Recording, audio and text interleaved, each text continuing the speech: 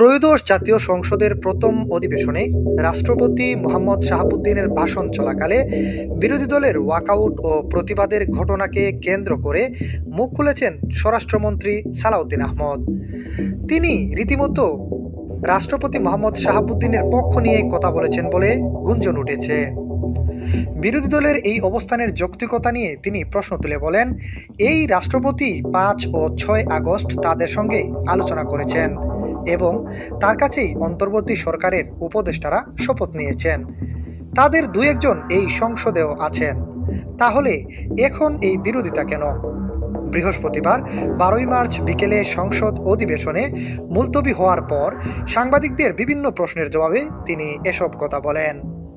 বিরোধী দলীয় নেতা ডাক্তার শফিকুর রহমানের বক্তব্যের প্রেক্ষাপটে স্বরাষ্ট্রমন্ত্রী বলেন যে রাষ্ট্রপতির সঙ্গে তারা ৫ আগস্টের বিকেল বেলা এবং ৬ আগস্ট আলাপ আলোচনা করেছেন।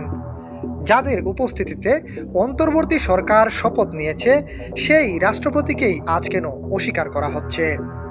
তিনি জামায়াতকে উদ্দেশ্য করে বলেন, তাদের দলের দু একজন তো এই সংসদ সদস্য হিসেবে শপথ নিয়েছেন, এই সবিরোধিতা কেন সেটা তাদেরই জিজ্ঞাসা করা উচিত।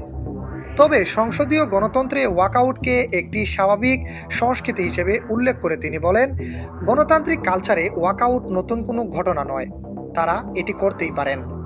সংসদ কেমন হবে এমন প্রশ্নের জবাবে সালাউদ্দিন আহমদ বলেন, অবশ্যই সংসদ অর্থবহ হবে। এটি হবে জাতীয় সব সমস্যা ও ইস্যুর আলোচনার কেন্দ্রবিন্দু। আমরা আলাপ আলোচনার মাধ্যমে সমাধানের পথে হাঁটব। ফ্যাসিবাদ বিরোধী যে জাতীয় ঐক্য আমাদের মধ্যে সৃষ্টি হয়েছে সেই ঐক্য আমরা ধরে রাখব এবং জাতীয় যে কোনো ইস্যুতে ঐক্যবদ্ধভাবে এগিয়ে যাব। এর আগে বিকেলের অধিবেশনে এক নজিরবিহীন পরিস্থিতির সৃষ্টি হয়।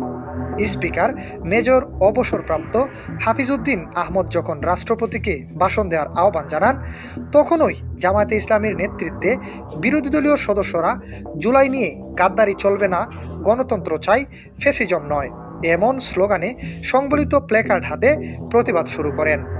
হট্টগোলের এক পর্যায়ে তারা সংসদ কক্ষ থেকে ওয়াকআউট করেন, যেটা নিয়ে রীতিমতো অসন্তোষ প্রকাশ করেন বিএনপির স্থায়ী কমিটি এবং নবনির্বাচিত এই সংসদ সদস্য সালাউদ্দিন আহমদ।